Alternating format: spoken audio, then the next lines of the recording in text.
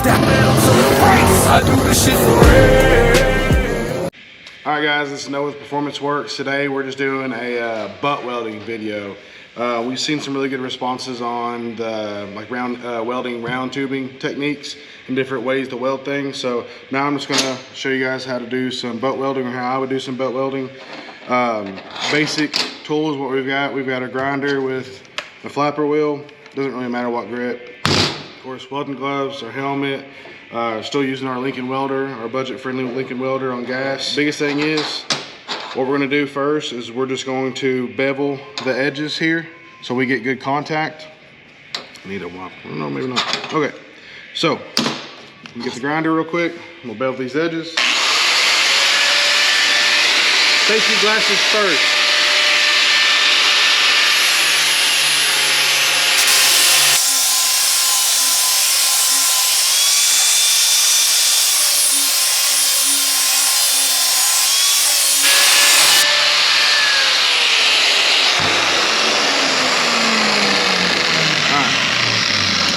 Beveled edges. When grinding, it is always important to put on your safety glasses, but a lot of people don't realize that God was very giving and gave us our own built-in safety glasses. So all you just gotta do is squint those eyes, make a little butthole lip, and you'll be good to go. All right, so on this one here, I'm gonna weld it real hot. You could, in reality, on the welder, you could probably run it on C at about 5.5. I'm gonna run it on D on 5.5. A lot of things, as you start to learn how to weld, like I tell my guys here when they're welding and they're learning and stuff like that, I tell them to listen to when you're using any kind of tool, listen to your tool. Obviously, if your grinder's jumping and bucking and acting crazy, it's not happy. You need to make sure you're working with your tools to where they're happy. Same thing with the welder. If the welder is spitting and sputtering and jumping, then something's wrong. Either the welder's too cold or you just got too much wire. A big telltale sign is when you got your welder out and if you feel the head almost pull back, that's telling you in reality you're too cold and you have too much wire speed. So you could turn down the wire speed and that should kill the jumping away, or you could turn up the heat, but it also depends on what you're trying to weld and how much heat you need to throw at it. You know, obviously on thin metal you don't want to throw a bunch of heat at it, so then you just need to turn down your wire speed and that'll keep the jumping. And then also, if you know, you can see things when you're welding with your helmet on. So if you see your wire, you know, it hits the metal, it explodes, ignites, whatever you want to say, it arcs, and then it seems like there's a moment before that wire hits the metal again, you don't have enough speed. And then what it's doing is it's arcing, it's melting that wire before, and it doesn't have enough speed to constantly keep feeding wire. Again, that can be determined whether you need to turn down your temperature, that way it's not melting as fast and you've got your wire speed has a chance to catch up, or you need to turn up your wire speed if that's the temperature you're trying to stay at. A lot of it is experience with all this stuff, but I'm trying to help kill some of that with just videos like this. So again, a budget-friendly Yes Welder helmet, and of course we got Harbor Freight gloves on. So I'm gonna throw a couple different patterns. So the first one we're gonna do is I'm just gonna do like half moon shapes. We're just gonna work it back and forth, and then we'll stop on this one. So when welding two pieces of metal together, it's best to tack them in place. So I'm gonna tack the front, I'm gonna tack the back. That way this piece is one now, and then I can really focus on my weld.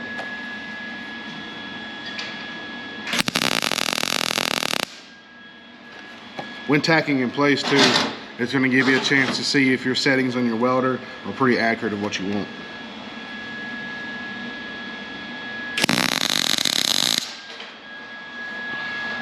Another note is where we're welding on pretty much our work table, which used to be our old bench or our welding table. Now we're running the Harbor Freight welding tables. They've got holes for the accessories and stuff to clamp down. You're going to see this piece actually flare up on the ends. I'm not positive, this is our first take on this video, but with my experience, it's very likely after this piece here gets all the temperature in the middle, it's going to flare up the ends. To counteract that, obviously you're just going to clamp it down. You can use your Harbor Freight welding table, and it clamps it down nice and tight. and it's not going to allow the bowing from the temperature, or you know, if you had some big C-clamps, you can just clamp it down on a table like this as well. So, all right, so now we're just going to focus on our half moon welds. We're going to run it for about, you know, 3/4 of an inch.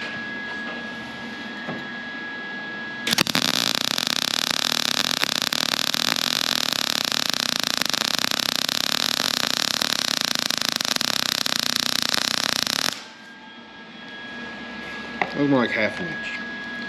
So you see that? It's gonna be a tall build up there. Pretty smooth, nothing crazy. I did notice that we were borderline too much wire speed. So I'm gonna turn it back down to 5. We're gonna do a half moon shape again.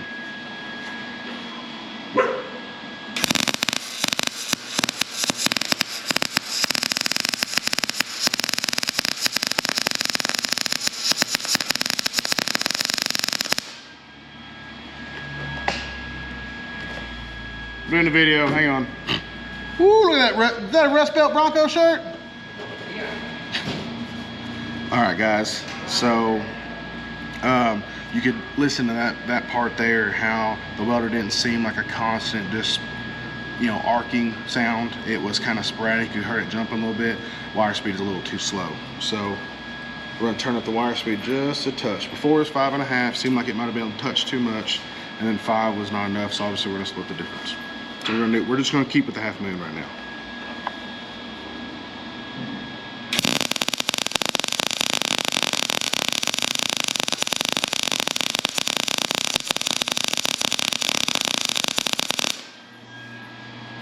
All right, so that's 5 1/4 there.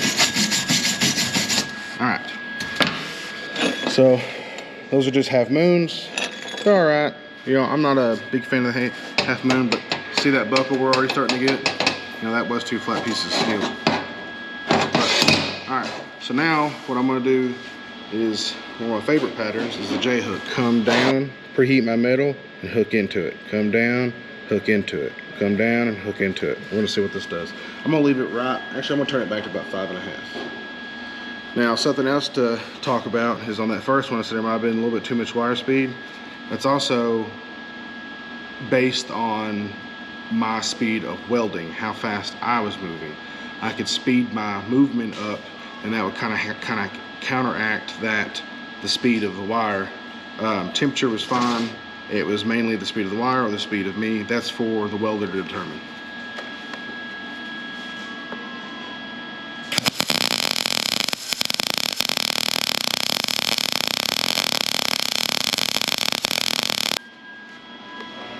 All right, and that's a J hook. And in my opinion, that's already a prettier weld. You know, this is J hook style on 5.5 and D. This is half moon on 5 1/4 D. This was 5 on D, and this was 5.5 on D. So this weld here and this weld is on the same speed and same temperature, just different style of welding. All right, so now we're gonna turn it down to 5, and we're still gonna do a J hook. That way you guys can see the difference.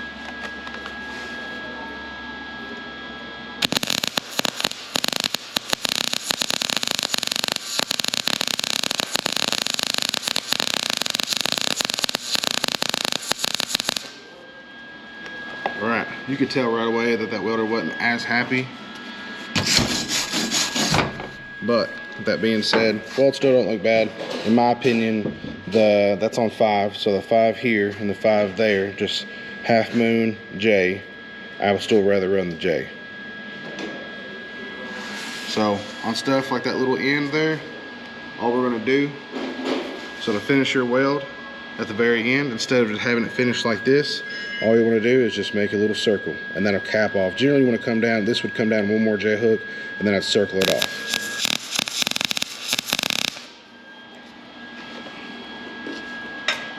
All right, guys, there, like I said, just a nice little circle, just to cap it all off.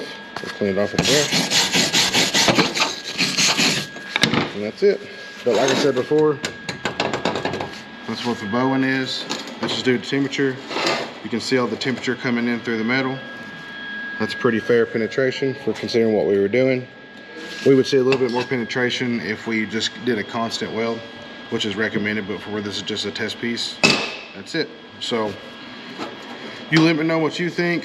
Do you rather like the half moon? You like the J? What wire speed and what temperature? But like always, guys, just let me know what you'd like to see. More tutorials, other shop videos. Other than that, it's very hot, and we'll see you later. Started at the bottom, but I'm next guy. Went from top 5 to the best 5. And if last year left you unimpressed, I hope you know that everything before was just a test drive.